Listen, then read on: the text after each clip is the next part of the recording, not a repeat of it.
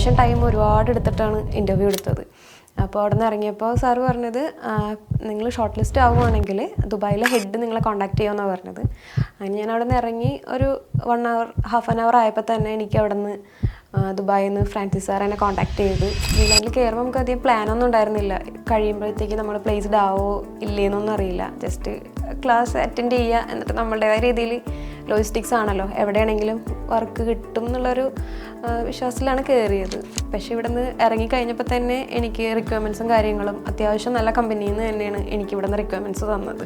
എല്ലാം എനിക്ക് കിട്ടിയതെല്ലാം ഷിപ്പിംഗ് കമ്പനിയാണ്, അല്ലെങ്കിൽ ഫ്രൈറ്റ് ഫോറിൻ കമ്പനി, അങ്ങനെ അത്യാവശ്യം നല്ല കമ്പനിയിൽ നിന്നാണ് എനിക്ക് ഇൻ്റർവ്യൂ വന്നതെല്ലാം.